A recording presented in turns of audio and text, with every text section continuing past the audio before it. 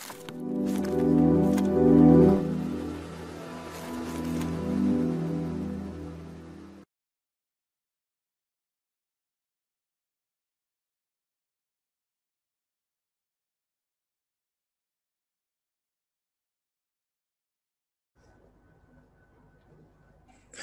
terima kasih. Assalamualaikum warahmatullahi wabarakatuh. Yang saya hormati Pak Suharyanto, Kepala BPS, dan juga yang saya hormati Mas Inul, Mas Tauhid, moderator, serta Pak Charles selaku Komisi 4 DPR RI, dan hadirin sekalian yang berbahagia, para senior Indef. Terima kasih atas undangan pada hari ini. Jadi saya akan sedikit ada beberapa hal yang mungkin elaborasi ya, yang tadi disampaikan oleh Pak Kepala BPS, Pak Suharyanto. Sudah lama nggak ketemu Pak Suharyanto nih saya. Mungkin nanti bisa segera ketemu lagi. Nah, saya akan berangkat dari problem besar dulu secara global, bahwa ada problem tentang food security index kita yang memang ini juga ternyata bermasalah. Kalau kita ini ternyata masih di bawah, jauh di bawah Malaysia, di bawah Thailand, di bawah Vietnam, dan di bawah Filipina. Kemudian kedua, kalau kita lihat juga dari hunger, kelaparan kita pun juga parah juga. Kita jauh di bawah Thailand, Malaysia, Vietnam, dan Filipina. Ya. Kemudian ternyata kalau dulu kita tahu bahwa Ethiopia itu adalah negara yang identik dengan kelaparan, ternyata juga memiliki skor yang jauh lebih bagus ranking untuk food security index-nya dibandingkan dengan kita.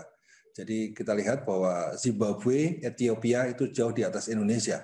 Itu sesuatu yang saya kira sangat serius untuk kita sikapi. Kemudian yang ketiga, isu tentang food loss and food waste. Saya kira juga serius, karena apa? Karena Indonesia termasuk kontributor terbesar kedua di dunia setelah Arab Saudi, 427 kg per kapita per tahun, dan Indonesia adalah 300 kg per kapita per tahun. Nah, Bapak sekalian, lalu food loss and food waste ini saya kira persoalannya kan dari mulai produksi tercecer 10%, dari handling pada saat pasca panen 7%, proses itu 1%, dan juga consumption itu 9%. Jadi kalau kita ada party-party, ada acara-acara hajatan, itu kurang lebih memberikan kontribusi sekitar 9%, itu tergolong waste. Makanya hati-hati kalau kita ada hajatan, mohon untuk bisa makan sesuai dengan kecukupan. Nah, bagaimana kontribusi sektor pertanian terhadap PDB nasional? Tadi Pak Kepala BPS sudah menyampaikan bahwa pangsa sektor pertanian terhadap PDB nasional secara umum menurun sesuai dengan teori ekonomi pembangunan, bahwa selalu share-nya akan selalu relatif menurun dibandingkan sektor lain. Namun di era pandemi ini justru meningkat paksanya dari 12,9% dari tahun 2019 menjadi 15,01% pada tahun 2020 Q2 ya. Ini menunjukkan perannya sebagai penyelamat sektor ekonomi nasional ini. Dan juga kalau kita lihat bahwa di antara tiga sektor besar, manufaktur, perdagangan, dan pertanian, dan total sales sekitar 50%, hanya sektor pertanian yang punya pertumbuhan positif sekitar 2,19% atau 2,2%. Nah, Bapak sekalian, pada sektor pertanian, ternyata subsektor yang memiliki pangsa terbesar terhadap PDB adalah subsektor perkebunan. Nah, subsektor perkebunan ini pada tahun 2020 ya, ini pangsanya sekitar 29,20%. Ya. Dan pada era pandemi, subsektor tanaman pangan memainkan peranan juga sangat penting. Pangsa terhadap PDB pertanian meningkat tajam dari 21% menjadi 25% pada tahun 2020 berdasarkan analisis kami pada Q2. Ini menunjukkan respon positif Kementerian Pertanian dalam ketahanan pangan dan juga para stakeholders yang lain. Nah, kita juga kalau kita lihat, bila dilihat dari tataran provinsi ya, maka sektor pertanian dalam arti sempit dapat disaksikan bahwa Sulawesi Barat, Gorontalo, Jambi, NTT, Lampung, Sumut, Aceh, dan Kalbar ini provinsi yang memiliki kontribusi di atas 20% terhadap PDRB. Dibanding dengan Bengkulu, Sulteng, NTB, Kalteng, Sumbar yang range-nya adalah 15-20%. Sementara yang lain-lain ya provinsi Jateng, Maluku, Bangka Belitung, Maluku Utara, Sulu, Sulsel, Sultra lebih kecil lagi. Nah, ini adalah tipologi desa. Jadi saya desa juga memberikan peran penting bahwa ternyata pertanian juga punya andil yang sangat besar dalam pembangunan pedesaan yang ada di Indonesia ini dengan range yang kurang lebih 77-96% perannya. Nah, bagaimana dengan ekspor pertanian? Tadi Pak Kepala BPS sudah menyampaikan.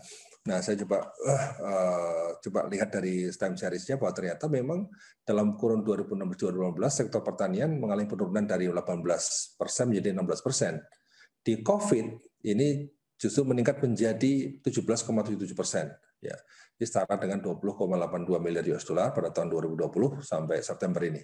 Jadi lagi-lagi subsektor perkebunan masih merupakan andalan utama ekspor kita, ya, dengan nilai 19,20 miliar US dollar.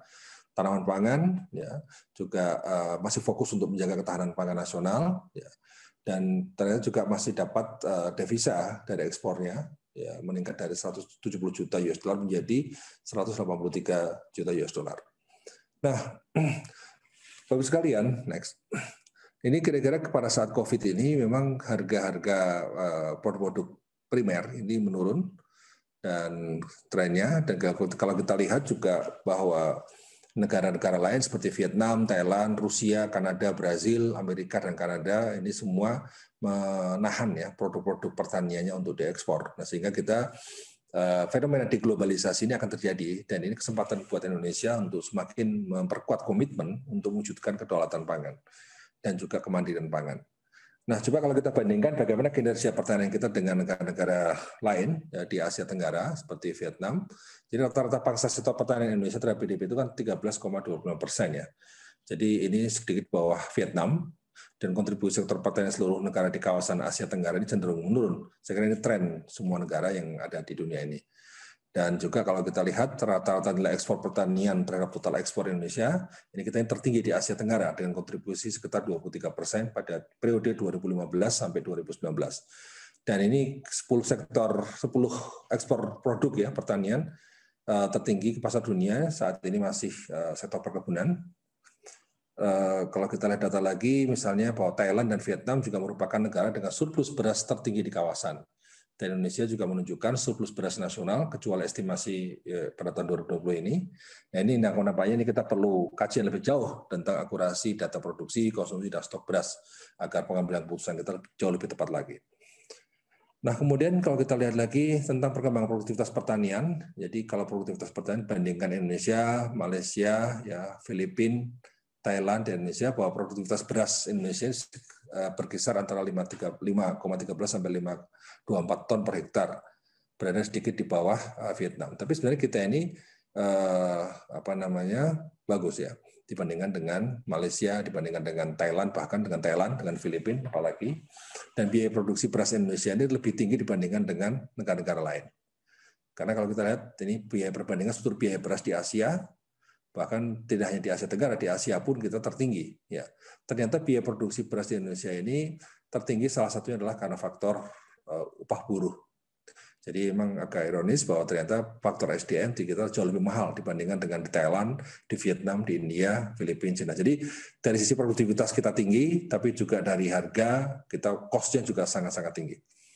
Nah, Bapak sekalian, kemudian juga jagung, ini kalau produktivitas jagung Indonesia ini meningkat dalam periode 2015-2018. Kalau kita bandingkan Brazil dan Cina, juga sebagai produsen utama cenderung menunjukkan penurunan produktivitas pada tahun 2018. Dan kita lihat lagi, ini kalau produktivitas pertanian Indonesia dibandingkan negara lain, dalam konteks kopi, kakao, karet, CPO, dan teh, ternyata kita ini juga masih di bawah mereka. Jadi ini ada sedikit problem ya. Jadi untuk perkebunan ini masalah produktivitas kita ini ada persoalan serius. Ini kaitan dengan soal berkaitan dengan soal teknologi. Nah, Bapak sekalian, begitu pula soal penyerapan tenaga kerja. Next. Nah, ini lahan pertanian. Pangsa lahan pertanian terhadap total luas lahan Indonesia ini hanya lebih tinggi dibandingkan dengan Malaysia saja. Dibandingkan dengan negara Filipina, Thailand, dan Vietnam, kita ini masih jauh. Ya. Begitu pula untuk intensitas tenaga kerja terhadap lahan, ya. Rasio tenaga kerja per lahan Indonesia dan negara ASEAN ini cenderung menurun pada periode 2015-2018. Dan kalau kita lihat perbandingan harga beras antara Indonesia dan Thailand, ini tadi sudah saya jelaskan bahwa pergerakan harga beras domestik dan internasional ini seiring, namun harga domestik cenderung lebih tinggi dengan gap yang makin melebar dibandingkan dengan harga produsen beras Thailand dan Vietnam. Jadi memang saya kira kita tahu bahwa cost kita juga relatif tinggi dibandingkan negara-negara lain. Itu satu agenda yang harus kita segera atasi juga. Nah, harus sekalian, bagaimana kita untuk melihat perspektif petani di depan hari? Pertama adalah akurasi data, menurut saya sangat penting. Jadi akurasi data produksi, konsumsi, dan stok beras Ini perlu ditingkatkan ke depan untuk pengambilan keputusan yang lebih baik. Jadi kemudian kedua juga pengembangan sistem neraca produksi dan konsumsi untuk setiap komoditas pertanian akan lebih presisi lagi. Dan kemudian ketiga adalah peningkatan produktivitas. Kalau tadi kita lihat meskipun beras kita produktivitasnya lebih tinggi, tapi ternyata harganya kita jauh paling tinggi dibandingkan negara-negara lain. Nah untuk produktivitas ini maka yang pertama perlu ada jaminan ketersediaan benih bermutu, varietas unggul dengan juga pupuk berimbang. Kemudian kita juga harus revitalisasi perkebunan maupun hortikultur. Kita lihat teh di puncak itu mestinya sudah harus diganti dengan yang baru. Kemudian juga peningkatan standar mutu melalui registrasi kebun dan sertifikasi produk pertanian orientasi ekspor. Efisiensi biaya melalui aksesibilitas petani terhadap teknologi produksi dan pengolahan hasil pertanian. Kemudian juga modernisasi pertanian serta pertanian 4.0. Kalau IPB sudah sosialisasi agromaritim 4.0. Serta dukungan pasokan air menjadi penting untuk irigasi, embung, dan bangunan lainnya, serta aspek lembaga untuk perkuat basis produksi. Nah, sekalian, ini juga perlu perluasan dan optimasi lahan sawah nih. Jadi optimasi lahan sawah ini menurut saya sangat penting. Ini melalui program intensifikasi maupun ekstensifikasi. Ini food estate menjadi salah satu alternatif yang saya kira perlu terus dikaji karena ini tidak hanya sekedar kita produksi satu kali, tapi ini kita harus bicara tentang sustainability dari usaha ini. Kemudian juga pengembangan produk pangan lokal sebagai bagian dari diversifikasi pangan menurut saya sangat penting. Kalau kita mampu menghasilkan produk-produk seperti cassava sebagai basis untuk mokaf itu bisa mensubstitusi terigu yang saat ini memang tren kenaikan impornya semakin lama semakin tinggi. Nah, juga masalah korporasi pertanian dan korporatisasi, kalau kita lihat lagi soal kebijakan fiskal dan juga koordinasi teknis dan kementerian lainnya, ini sesuatu yang sangat penting. Tapi yang menurut saya hal yang krusial adalah dalam jangka pendek ini memang problem logistik ya. Ini harus segera kita atasi, logistik untuk bidang pertanian agar hulu dan hilir ini bisa terjembatani dengan baik. Dan kita tahu bahwa 2020 alhamdulillah meskipun COVID ya pertanian masih tumbuh dan kemudian desa terus bergairah. Ini harus kita jaga semangat para petani ini harus dijaga agar tetap berproduksi dan justru kita dampingi agar peningkatan produktivitas itu bisa semakin terwujud. Nah, pertanian 4.0 adalah alternatif yang bisa kita dorong agar terjadi efisiensi dan efektivitas. Jadi petani tidak perlu lagi harus menyerahkan sampel untuk mengetahui penyakit tanaman, itu cukup diselesaikan dengan smartphone. Bahkan sekarang untuk precision farming, untuk sawit, IPB sudah mengeluarkan teknologi terbaru menggunakan satelit untuk memberikan rekomendasi pemupukan secara lebih efektif. Karena kita tahu bahwa di sawit itu komponen terbesar adalah biaya pupuk. Ini saya kira perlu ada gerakan efisiensi pemupukan ini dengan teknologi yang lebih precision. Begitu pula kita juga memiliki platform baru, ekosistem, untuk memonitor adanya konversi lahan pertanian. Jadi kalau Mas Indul ingin tahu kira-kira 3 hari lalu di Karawang yang terjadi konversi lahan ada berapa? Sawah hilang berapa? IPB bisa mendeteksi. Jadi hutan di Sumatera seminggu lalu berapa yang terkonversi menjadi sawit, kita bisa mendeteksi. Ini menggunakan machine learning dan juga menggunakan satelit.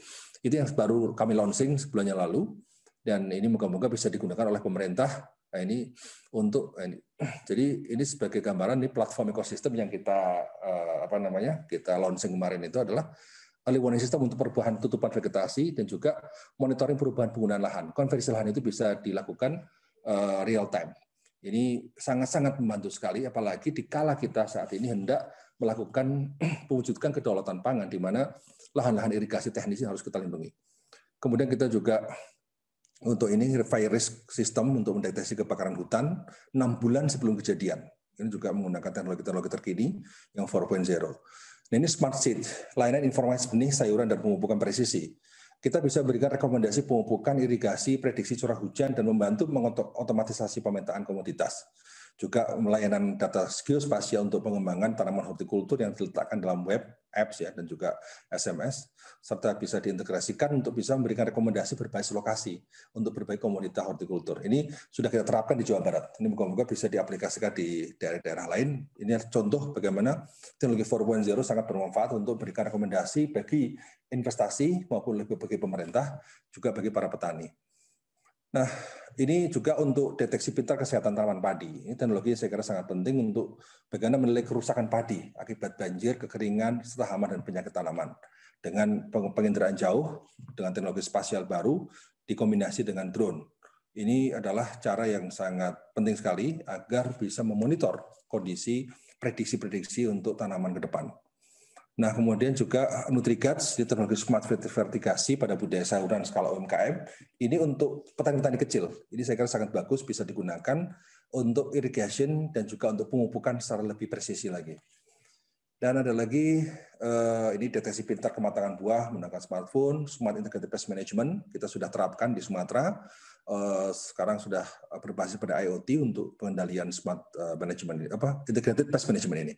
Ini untuk kepiting, kita sudah ada apartemen kepiting 4.0 yang lebih hemat dan juga berbasis pada IoT. Ini sudah kita terapkan. Next terus. Nah, terus next. Nah, sedikit lagi, ini sebenarnya varietas unggul IPB 57 ini saya kira penting untuk bisa segera dihilirisasi. Kita punya IPB 3S, 4S yang produktivitas sampai 11,8 ton per hektar. Ada pepaya Kalina yang di toko-toko namanya pepaya California, ini juga sudah diekspor ke 11 negara. Ini, tapi masih banyak lagi ini varietas yang masih harus dihilirisasi dengan lebih baik lagi. Dan kita tahu juga bahwa next, ini pepaya yang sudah kita dorong untuk nanas juga sudah kita ekspor ke Singapura, Jepang, Korea Selatan. Ini varietasnya. Kemudian IPB3S terus next. Nah, kedelai juga sama. Sebenarnya kedelai teknologi IPB itu bisa 4,6 ton per hektar. Rata-rata nasional hanya 1,5 ton per hektar. Sehingga sebenarnya kita optimis swasembada kedelai tercapai kalau teknologi ini bisa diterapkan secara lebih masif di lahan pasang surut. Dan kemudian kita lagi untuk bawang putih, kalau rata-rata nasional sekitar 6 ton per hektar, sekarang kita sudah bisa 18-22 ton per hektar. Sehingga swasembada pada bawang putih juga sesuatu yang sangat mungkin. Next. Dan ini fine bubble, teknologi terbaru untuk bawang putih, untuk percepatan produksi yang sudah kita gunakan dengan teknologi nano. Nah, ini bawang merah juga sama, varietas bawang yang sudah sangat tinggi, yang ini bisa produktivitasnya bisa meningkat dari 9 ton menjadi 20 ton per hektar. Next. Terus, nah ini kacang tunggak untuk mengganti kedelai, produktivitasnya sudah sangat bagus ya. Terus ini pupuk ya, banyak. Next. Terus ini pupuk lagi, ini ayam yang produktivitasnya sangat tinggi juga. Next. Dan Bapak sekalian, itulah kira-kira gambaran inovasi-inovasi 4.0 yang saatnya mestinya membuat kita lebih optimis terhadap masa depan pertanian Indonesia. Saya yakin Indonesia ini adalah negara yang dengan teknologi yang sangat banyak, ya dimiliki oleh perguruan tinggi, dimiliki oleh lembaga litbang. Ini perlu ada business matching ya antara apa yang dihasilkan di perguruan tinggi dengan market. Ini moga-moga inovasi-inovasi yang kita hasilkan sangat bermanfaat buat BPS, buat kementerian, dan juga buat petani, dan juga buat dunia usaha. Yang penting kami memiliki concern bahwa inovasi-inovasi ini benar-benar bisa memiliki daya manfaat yang besar untuk kemajuan pertanian Indonesia. Terima kasih dari saya. Assalamualaikum warahmatullahi wabarakatuh.